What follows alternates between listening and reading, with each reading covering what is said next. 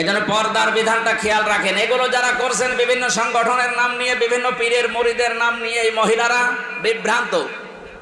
তারা নিজেদের পরিমণ্ডলে যদি আলোচনা করে কোরআন হাদিসের কথা বলে জায়েজ আছে, তো বাইরে যেন আওয়াজ না যায়। মাইক নিয়ে আপনি ফাটিয়ে ফেলছেন। আপনার কণ্ঠ কি পুরুষের কণ্ঠ নাকি? কণ্ঠের ভেতর একটা পর্দা আছে। এজন্য ভালো কাজে আদেশ দেওয়ার জন্য দুইজনে লাগবে, এবং অন্যায় কাজ বন্ধ করার জন্য দুইজনে লাগবে। নামাজ কায়েম করো, যাকাত দাও, উলাইকা সায়ারহামুহুমুল্লাহ। আল্লাহ বলেন এই মানুষগুলোর উপরে অতি শীঘ্রই আমার রহমত আমি আল্লাহ নাজিল করব। ইয়ারহামুহুমুল্লাহু আছে, আল্লাহ নিজে এখানে ফাইল, এর আগে সিন দিয়েছেন, এর আগে উলাইকা দিয়েছেন। সূরা তাওবা ৭১ নম্বর আয়াত, ১০ নম্বর পারা, ১৬ নম্বর পৃষ্ঠা, ১৩ নম্বর লাইনে আছে। আরো কিছু বলা লাগবে? এই প্রশ্নের জবাব যদি না পান এই আয়াতের তাফসীর পড়বেন। সূরা তাওবা ৭১ নম্বর আয়াতে। শুধু নামাজ রোজা করে জান্নাত যাওয়া যাবে না, দিন কায়েমের জন্য সর্বাত্মকভাবে স্ব জায়গা থেকে কাজ করা ফরজ। এটা নামাজ রোজা হজ যাকাতের মতোই আর একটা ফরজ। একবার বলেন না? ২ নম্বরের প্রশ্ন দিয়েছেন, আগের যুগের মহিলারা এসব কাজ করেনি, তাহলে তারা জান্নাত যাবে না। কে বলেছে আপনাকে? হযরতে সুমাইয়া, যিনি প্রথম শহীদ, ওনার জীবনী পড়ে দেখবেন। মুসলমান হওয়ার পর থেকে উনি যতদিন বেঁচে ছিলেন, ওনার লজ্জাস্থানে বর্ষা নিক্ষেপ করে বিদায় করা হয়েছে। এইরকম মহিলা যেই কয়দিনই তিনি হায়াত পেয়েছিলেন, মক্কার ঘরে ঘরে গিয়ে মহিলাদের কাছে লা ইলাহা ইল্লাল্লাহু মুহাম্মাদুর রাসূলুল্লাহ এ দাওয়াত পৌঁছিয়ে দিয়েছে। আর আপনি বলছেন ও আগেকার মহিলারা করেনি। কে লিখেছে আমি জানি না, আপনি হয়তো না জেনে লিখেছেন। প্রত্যেকটি মানুষের এই দায়িত্ব ছিল। বাল্লিগু আন্নী ওয়ালাউ আয়া। নবীজি বলেন একটা কথাও যদি তোর জানা থাকে ওটা মানুষের কাছে পৌঁছিয়ে দে। এটা কি শুধু পুরুষ উম্মতকে বললেন না মহিলা উম্মত? বলেন বলেন। এখানে তো শুধু পুরুষের নাম নেই, বাল্লিগু বহু বচন। বাল্লিগু সবাই মিলে পৌঁছিয়ে দাও। এই সবার ভেতরে আপনি নেই। কথা বোঝার চেষ্টা করেন, এটা ক্লাস চলছে। বাল্লিগ না বাল্লিগু? বাল্লিগ দেয়নি, বাল্লিগু সবাই মিলে প্রচার করো। আন্নি আমার পক্ষ থেকে, ওয়ালাউ আয়া যদি একটা আয়াত ও একটা কথাও তোমার জানা থাকে ওইটাই প্রচার করে তারপরে মরো। সুতরাং এটা না জেনে লিখেছেন, আগেকার মহিলারা করেনি তারা। প্রত্যেকটি মানুষ যারা আল্লাহ রাসূলে বিশ্বাসী, পরিপূর্ণ যারা প্র্যাকটিসিং মুসলিম, এদের জীবনে এটা ছিল। আমি একজন সংগঠনের কর্মী, একদিকে আমার স্বামীর বাধা, অন্যদিকে সংগঠনের চাপ। এখন আমি কি করব? না, আল্লাহ রাসূলের নাফরমানি হয়, আল্লাহ রাসূলের কাজের বিরোধিতা হয়, এমন কোন কাজ স্বামী কেন স্বামীর বাপ বললেও শোনা যাবে না। এটার দলিল হচ্ছে ইবনে মাজাহ শরীফের হাদিস, লা তাআতা লি মাখলুকিন ইল্লা বিমাসিয়াতিল খালিক। আল্লাহর নবী জানিয়েছেন আল্লাহ রাসূলের অবাধ্য হয়ে যায়, আল্লাহ রাসূলের বিধান মানা যায় না। সেখানে যদি বাবা না, স্বামী না, দুনিয়ার সব মানুষ এক জায়গায় হয়, ওদের আনুগত্য করা জায়েজ নেই। সুতরাং আপনি তো কৌশল অবলম্বন করে এই কাজগুলো এখন টিকে থাকেন। স্বামীকে, আমরা শ্বশুরকে, আরো যারা আছে আন্ডারে এদেরকে বোঝান। বুঝলে ভালো, না হলে আল্লাহর রাস্তায় ছেড়ে দেবেন যে আমি আর পারলাম না, তোমার হাওলায় দিলাম, আমাকে তোমার দিনের কাজ করার মতো একটা পরিবেশ তৈরি করে দাও। আপনি দরুদ শরীফের আমলটা বেশি বেশি করেন, লা হাওলা ওয়ালা কুওয়াতা ইল্লা বিল্লাহিল আলিয়্যিল আযীম, এটা বেশি বেশি পড়েন। হাসবি আল্লাহ, ফাকুল হাসবি আল্লাহ লা ইলাহা ইল্লাহু আলাইহি তাওয়াক্কালতু ওয়া হুয়া রাব্বুল আরশিল আযীম। সূরা তাওবার এই শেষের আয়াতটা একটু বেশি বেশি যখন পড়ে, যখন মনে তখনই পড়বেন, দেখবেন কঠিন কঠিন কাজ আল্লাহ সহজ করে দেবে। কয়টা আমলের কথা বললাম? 3টা। 1 নম্বরে দরুদ শরীফ, আল্লাহুম্মা সাল্লি আলা মুহাম্মাদ, এতটুকু পড়লেও হবে। মাঝে মাঝে সাল্লাল্লাহু আলাইহি ওয়াসাল্লাম বলে নেবেন। এই আমলটা আমি সহ প্রত্যেকের দরকার না? এক কথা বলেন না কেন? যখন টেনশন, চিন্তা, একটা ঝামেলা মাথায় এ দূর হচ্ছে না, তখনই একবার, দুইবার, 5 বার দরুদ শরীফ পড়ে নেবেন। আল্লাহুম্মা সাল্লি আলা মুহাম্মাদ ওয়া আলিহি ওয়া সাহাবিহি ওয়া বারিক ওয়া সাল্লিম। পুরোটা পড়তে পারলে ভালো। আনমনা হয়ে যদি আপনি এটা পড়তেই থাকেন, লা হাওলা ওয়ালা কুওয়াতা ইল্লা বিল্লাহ, লা হাওলা ওয়ালা কুওয়াতা ইল্লা বিল্লাহিল আলিয়্যিল আযীম, পুরোটা পড়তে পারলে ভালো, না ইল্লা বিল্লাহ পর্যন্ত হবে। এরপরে মুখের ভাষায় থাকা লাগবে আপনার আস্তাগফিরুল্লাহ, আস্তাগফিরুল্লাহ, আস্তাগফিরুল্লাহ। তাহলে যতগুলো গুনাহ হবে ওইগুলো আল্লাহ ঝরাবে। এটা আস্তাগফিরুল্লাহর একটা গুণাগুণ। আস্তাগফিরুল্লাহ পড়লে জীবনের গুনাহ মাফ হয়, কিন্তু তওবা করলে শুধু গুনাহ মাফ হয় না, ওই গুনাহ মাফ হয়ে পুরো জায়গা ফাঁকা করে দেয় আল্লাহ। ওই জায়গাটা তখন আল্লাহ নিজে নেকি দিয়ে ভরাট করে দেয়। তাহলে আস্তাগফিরুল্লাহ বা ইস্তেগফার আর তাওবা কি এক জিনিস? সব সময় আপনি আস্তাগফিরুল্লাহ পড়তেই থাকবেন। 4 নম্বরে যেটা বললাম, কি আপনাদের কিছু মনে নেই নাকি? হ্যাঁ, বিশ্বনবী মুহাম্মদ রাসূলুল্লাহর জীবনে এইগুলো ছিল। নবীজি যেহেতু এই কাজগুলোর মাধ্যমে, সূরা তাওবার শেষের আয়াতটা খুব গুরুত্বপূর্ণ আয়াত, আল্লাহ আমাদেরকে মেনে চলার তৌফিক যেন দান করেন, বলেন আমিন। যশোরবাসী, এবার আমরা প্রবেশ করছি কোরআনে কারিমে, সূরা নিসা। নবীজির প্রতি সূরা নাজিল হওয়ার পরে বিশ্ব নবী জানিয়েছেন, আমাকে যদি দুনিয়ার সব কিছুর মালিক বানিয়ে দেওয়া হতো আমি এত খুশি হতাম না। কোরআনে কারিমের সূরা নিসার 5টা আয়াত পেয়ে আমি যত খুশি হয়েছি, বলেন সুবহানাল্লাহ। প্রথম আয়াতটাই হচ্ছে সূরা নিসার, ইন্নাল্লাহা লা ইয়াযলিমু মিসকালা যাররা ওয়া ইয়াতাকু হাসানাতান ইউদাইফহা ওয়া ইউতি মিন লাদুনহু আজরান আযীমা, বলেন আল্লাহু আকবার। ইয়াদের সুসংবাদে অবশ্যই আমি আল্লাহ কারো উপরে যাররা পরিমাণও জুলুম করি না। এই আয়াতটা শোনার পরে নবীজি এত খুশি হয়েছিলেন। নবীজি বলেন, আল্লাহ তুমি যদি দুনিয়ার পুরাটাও আমাকে দিয়ে দিতে আমি এত খুশি হতাম না।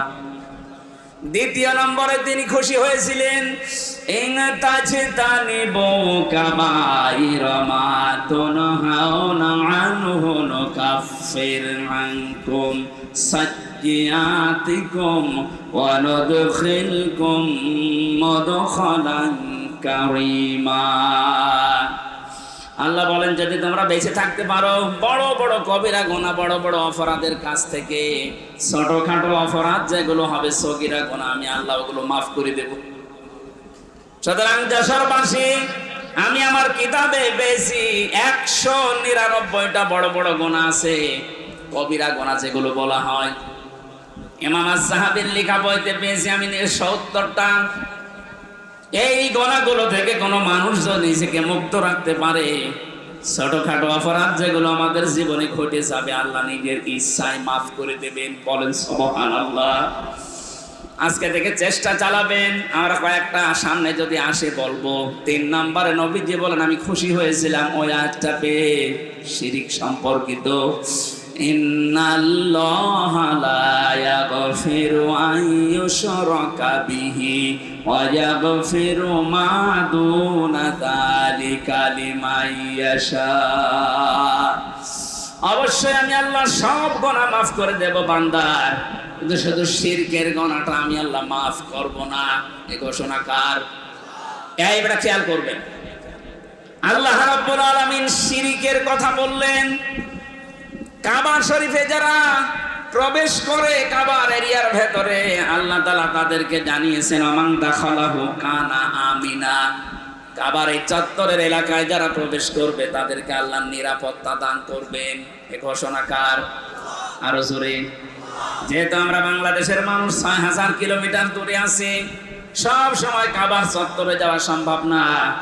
আমাদের 56,000 বর্গ মাইল যদি কাবার চত্বরের মতো নিরাপত্তা দিয়ে ঢেকে রাখতে চাই, কোনো আমল নেই দুনিয়ায়, কোনো কাজ নেই।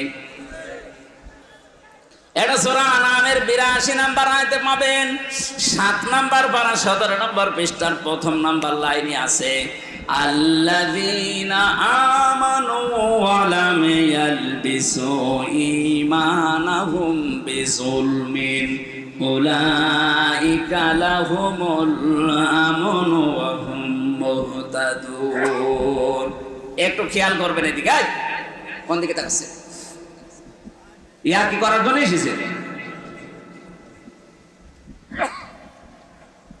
আল্লাহ পাক বলেন, যারা ঈমান আনে এবং ঈমানের সাথে ইলতিবাস করে না, আলাম ইয়ালবিসু, মিশ্রণ ঘটায় না, যোগ করে না, এর সাথে মিলে মিশে থাকে না, কিসে? বিজুলমিন, জুলুমকে। এখানে জুলুম মানে শিরিক। জুলুম মানে কি? যারা তাদের ইমানের সাথে শিরিককে মিশ্রণ করে না, উলাইকা লাহুমুল আমন, আল্লাহ বলেন এই মানুষগুলো আমি আল্লাহর কাছে নিরাপদ। ওরা যদি নিরাপত্তা পেতে চায়, আমি আল্লাহ বলছি তারা যেন ইমানকে শিরিক থেকে বাঁচিয়ে রাখে। আমি মক্কা মদিনায় বহু ঘোরাঘুরি করেছি জীবনে, ওখানে আর যাই হোক ওখানে শিরিক নেই। কথা বুঝতেছে? অমান দাখালাহু কানা আমিনা, সূরা ইমরানে আছে। আল্লাহ পাক বলেন কেউ যদি কাবার চত্বরে প্রবেশ করে তাকে যেমন নিরাপত্তা দিয়ে দেয়। এটা তো কাবার চত্বর, এটা না, এ চৌগাছা কি কাবার চত্বর? কথা বলে না কেন? এই জায়গাটা তো কাবার চত্বরের মতো নিরাপদ বানানো লাগবে। বাংলার এই ৫৬,০০০ বর্গ মাইল যদি আমরা নিরাপত্তায় ঢেকে রাখতে চাই, কত রকমের হুমকি আমাদের উপরে, বাইরের দেশের হুমকি, প্রতিবেশীদের হুমকি, এই কথা বলছে না কেন? এই যে বঙ্গোপসাগরের হুমকি, কত হুমকি আমাদের সামনে, কত বিপদ। আল্লাহ পাক যদি ১ সেকেন্ডের ভেতরে দেশটা ডুবিয়ে দেওয়ার ইচ্ছা করে, শুধু কোন বলবেন, ফায়ার কোন সঙ্গে সঙ্গে হয়ে যাবে, কারণ সেই সিস্টেম আমাদের চারিদিকে আছে। আল্লাহ বলেন এত বড় বড় বিপদ থেকে নিজেদেরকে যদি নিরাপদ রাখতে চাও, তাহলে শিরিক তোমাদের ইমানের সাথে মেশাবা না। বাংলার মানুষেরা এদেশে একটা গোপন শিরিক প্রকাশ্যভাবে রূপ নিয়েছে। এই শিরিকটা যদি আমরা তুলে দিতে না পারি, আমরা কিন্তু নিরাপত্তা পাবো না। কারণ নিরাপত্তা দেওয়ার মালিক আমেরিকা না, নিরাপত্তা দেওয়ার মালিক কে? আমি কি ওই গোপনটা বলবো? রাগ করবেন না তো? এদেশে বহু মানুষ এই কথা বলে, ক্ষমতার উৎস জনগণ, এটা শিরিক।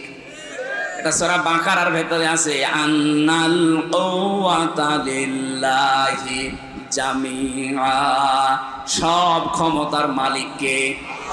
আরো জোরে, জোর হলো না, আর একবার বলেন, জবান খুলে সবাই বলেন, ক্ষমতার মালিককে। এইটাই হারিয়ে ফেলেছিল ১৫.৫ বছরে। ওরা মনে করতো আমরাই ক্ষমতার মালিক। এখনো পর্যন্ত অনেকের ভেতরে বিশ্বাস আছে, অথচ লোকটা নামাজ পড়ে, রোজা রাখে, হজও করে এসেছে, দান সাদকা করে, কিন্তু বিশ্বাস করে আমাকে জনগণ ক্ষমতায় বসাবে।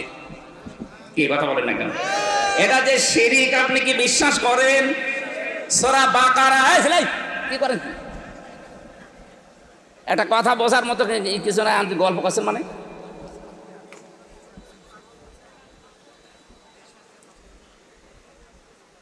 যে গুরুত্বপূর্ণ বিষয়টা টাচ দেয়, খুব ভালো করে খেয়াল করেন।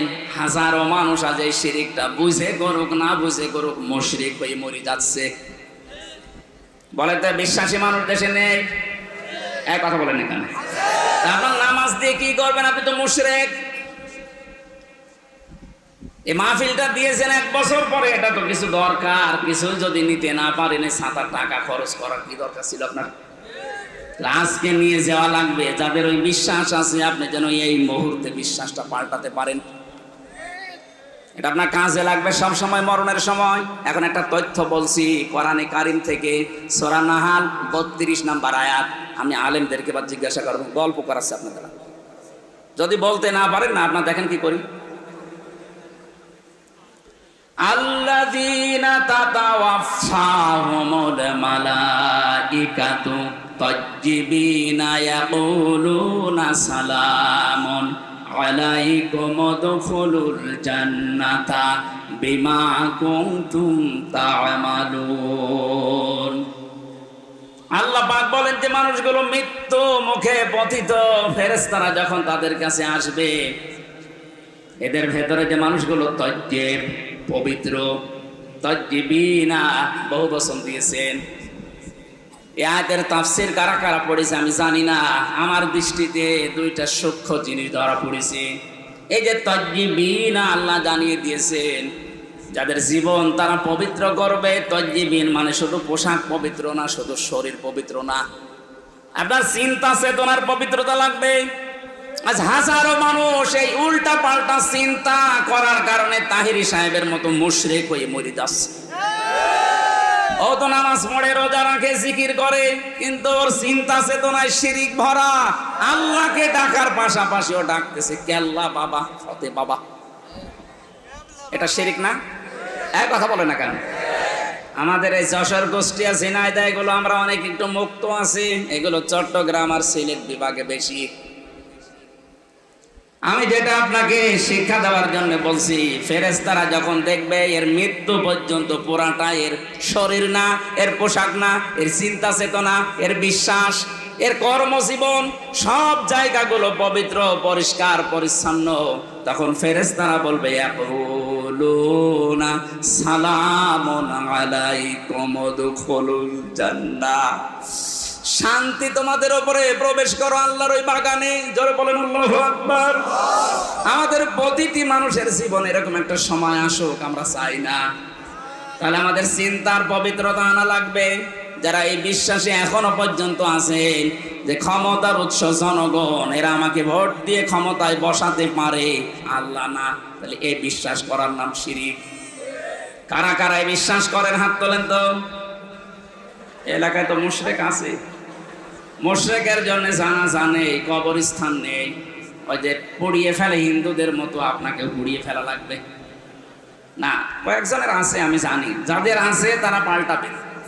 এই মুহূর্তে এই শিরকটা বাংলাদেশ থেকে আমরা তুলে দিতে চাই, এটা লাইভ চলছে, সারা দুনিয়া শুনতেছে। ক্ষমতার উৎস কে বলেন তো? এই জবান খুলে বলবেন ক্ষমতার উৎস কে?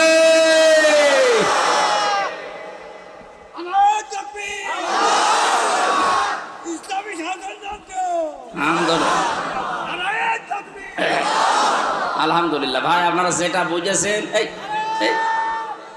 এই বসেন বসেন বসেন, এমনি সময় নেই ভাই। এই বসেন বসেন বসেন, কোন পাগলের খাড়া করে দিলেন? আরে জামা ধরে বসা, আবেগ চলে এসেছি তো। ভালো আলহামদুলিল্লাহ। আপনি কথা বুঝতেছেন তো নাকি আন্দাজে বসে আছেন? এই যে বিশ্বাসটা যাদের আছে, এসেছে দলের লোক হোক, ওই বিশ্বাস ওখান থেকে পাল্টাবে। ক্ষমতায় আমাকে জনগণ দিতে পারে না, দিতে পারে কে? যদি ওই বিশ্বাস করেন কোরআনের অনেকগুলো আয়াত আপনি মানেন না, কুলিল্লাহুম্মা মালিকাল মুলকি তুতিল মুলকা মান তাশা, এটাও আপনি মানেন না। এজন্য আজকে থেকে বিশ্বাস পাল্টিয়ে বাড়ি যাবেন নাকি? যদি এই বিশ্বাস পাল্টিয়ে শিরিক মুক্ত জীবন এই দেশে আমরা গঠন করতে পারি, আল্লাহ বলেন উলাইকা লাহুমুল আমন। এই যে এইভাবে এই আঙ্গুল আল্লাহ এই যশোর চৌগাছা আড়পাড়ার দিকে এভাবে দেখিয়েছে, এই যে এই মানুষগুলোকে আমি আল্লাহ নিরাপত্তা দেবো। সুবহানাল্লাহ বলতে পারেন না? কাবার চত্বরে নিরাপত্তা দেবেন কে? এটা তো আর কাবার চত্বর না, এটা তো বাংলাদেশ। এখানে নিরাপত্তা পেতে হলে অবশ্যই শিরিক মুক্ত জীবন তৈরি করা লাগবে। 15.5 বছরে অনেকে জাতিকে শিরিক যুক্ত করার জন্য চেষ্টা চালাচ্ছিল, আল্লাহ আমাদেরকে বাঁচিয়েছে। মানে আমরা যদি এখন না বেঁচে আবার শিরিক আরম্ভ করি, নিরাপত্তা থাকবে দেশে? 4 নম্বরে বিশ্ব নবী বলেন, আমি সবচাইতে বেশি খুশি হয়েছি আল্লাহর কোরআনের সূরা নিসার আয়াতটা পেয়ে, ওয়ালাউ আন্নাহুম ইয়াযলামু আনফুসাহুম জাউকা ফাস্তাগফিরুল্লাহা ওয়াস্তাগফারা লাহুমুর রাসূল লাওয়াজাদুল্লাহা তাওয়াবার রহিমা। যশোরবাসী, আল্লাহ বলেন কোন মানুষ যখন নিজের উপরে জুলুম করে, তখন এই মানুষটা নিজে নিজেকেই ফিরিয়ে নিয়ে আসে, অথবা আপনার কাছে হে রাসূল তারা এসে তাদের গুনার, এই শিরকের, এই জুলুমের কথা স্বীকার করে, বলে হে নবী আপনি আমার জন্য ক্ষমা চান। এখন যেহেতু নবী নেই, এই 15.5 বছরে যারা জুলুম করেছেন নিজের উপরে, নফসের উপরে, মানুষের উপরে, জনগণের উপরে, এই জুলুম করার পরে আপনি ফিরে আসবেন নিজে নিজে অনুশোচনা নিয়ে, অনুতপ্ত হয়ে। শুধু এতটুকু আল্লাহ বলেননি, ফাস্তাগফিরুল্লাহা ওয়াস্তাগফারা লাহুমুর রাসূল, তারা নিজেরা তো নিজে ক্ষমা চাইবে, হে নবী আপনার কাছেও তারা আসবে যে আপনিও আমাদের জন্য ক্ষমা চান। নবীজি এখন নেই, নবীর নায়েব আছে, উত্তরাধিকারী, নায়েবে রাসূল। কথা বলেন না কেন? এই পৃথিবীতে যারা জ্ঞান পেয়েছে, এলেম পেয়েছে, যারা আলেম, এরা নবীর নায়েব, স্থলাভিষিক্ত। এদের কাছে যে আপনি শোধরাবেন যে কি করে এই গুনাহ মাফ করা যায়, মুক্ত হওয়া যায়, আপনি আমার কাছে আসেন, আমি আপনাকে বলে দেবো যে এইভাবে গুনাহ মাফ চাইতে হবে। আপনি আল্লাহর কাছে দোষ করেছেন, আস্তাগফিরুল্লাহ পড়েন, মাফ হয়ে যাবে। এটা হামজার কাছে যদি দোষ করে থাকেন, আস্তাগফিরুল্লাহ হবে না, ওটা হামজার কাছে বলা লাগবে। সুতরাং 15.5 বছরে যাদের দ্বারা মানুষের ব্যবসা বন্ধ হয়ে গেছে, যারা চাঁদাবাজি করেছেন, যারা গুম খুনের সাথে জড়িত, যারা মিথ্যা মামলা দিয়ে, মিথ্যা সাক্ষী দিয়ে মানুষের জীবন নষ্ট করে দিয়েছে, যারা আয়নাঘরের সাথে জড়িত, তারা আস্তাগফিরুল্লাহ কাজ হবে না। ওদের কাজ করতে হলে অবশ্যই তার ক্ষতিপূরণ দেওয়া লাগবে।